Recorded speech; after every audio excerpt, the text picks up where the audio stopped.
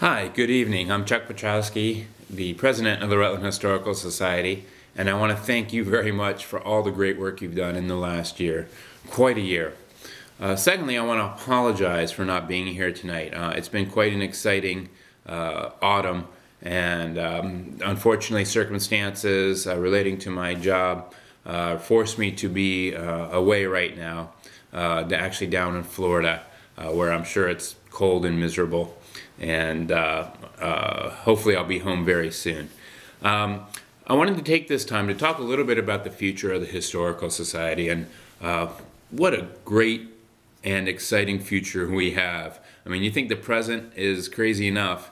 The future is going to be outstanding. This institution is by far one of the leading institutions throughout the country, given its workforce, its mission statement, its placement geographically. We are hitting on all cylinders, and we do not ever want to lose that momentum. But tonight I just want to speak of a few issues. First issue is technology, and the second issue is really the purpose of the institution in Rutland and the Nitwacket Firehouse and how much we love that. Let's go to the first point, technology. We will continue to invest in reasonable and prudent technology. We are not going out and buying hog wild all kinds of technology that we don't know how to use and bringing it into the society and letting it rot in our basement. What we are doing is we are looking at the technology that is available today, that is easily accessible, that is we can purchase it off the shelf at a local store. We are bringing that technology in at a reasonable price, or cheap if we can get it cheap. We are learning how to use this technology, and then we are applying it to the collections. And we are applying it to the collections because we are fulfilling our mission. And our mission is to collect and preserve and make available to the world the history of Rutland, Vermont. And technology helps us on all of those fronts. Collecting it, well, obviously a photograph or document, we'll walk in or we'll go out and get it. But once we bring that in, we can help catalog it by using our technology that we have available, our computers.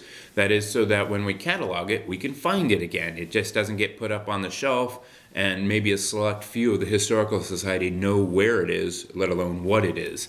But so we're using the computers to help us catalog and then find this information once we collect it. Preserving it, this is hugely important. Photographs, documents, newspapers, if we scan that material into a digital format, we have made a huge effort in preserving it. We are not going to get rid of the original unless the original is beyond repair, or preserving the original costs so much that we simply can't afford to do it. We will continue to make every effort to preserve the original documentation at the Historical Society. Let's be very clear about that. We are not getting rid of the paper in favor of the digital. What we're using the digital to do is to preserve the paper, and so that when people want to access it, and this is the third part of our mission, that is to make it available for research. When people want to access it, they can access it easily, they can access it quickly, and they can access it from anywhere basically in the world they are sitting. Now granted, we would have to put that document up on the World Wide Web through a website, but basically we now have the technology, the skill to do that, and it's not very hard to do that. So the future will be more of that kind of work, finding core valuable historical information, scanning it, or otherwise digitally, preserving it, making it available to the world via our website, or making CDs or DVDs or whatever, and maybe even realizing a small income stream to help support our work using those kind of technologies and mediums. But the collection preservation, making it available to the world, is exactly what the technology we're bringing in is helping us to do.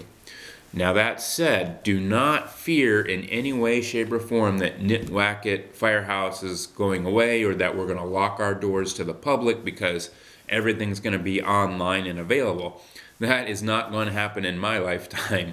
This institution must stay open. We must be available to the public. We are a community service to the public.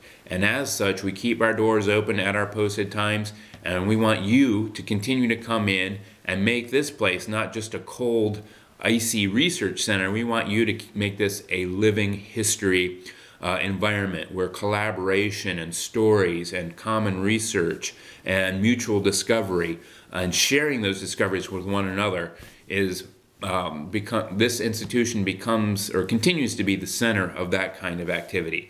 That is much more exciting than any technology, any software, any tools that we can buy from a computer store. This institution thrives on its collaboration and its sense of community, and we never want to lose that. Matter of fact, what the technology will do is we'll make that community bigger.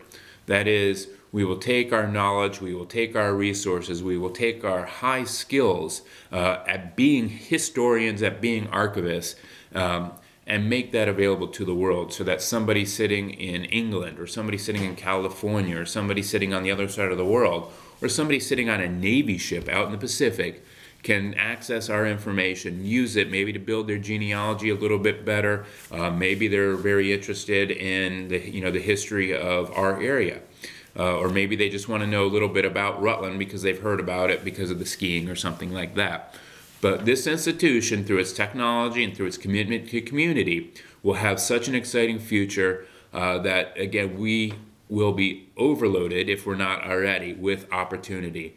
And as an institution where we see, as a historical institution, where we see other historical institutions kind of fading away or not doing as much or not knowing what to do in the 21st century, we are poised to excel and to continue to be a paramount institution, not only in Vermont, but in all over the country, because we know we have a core mission, we have the technology and the skill to use that technology, and we have the drive of people like you, our volunteers, to make that information available.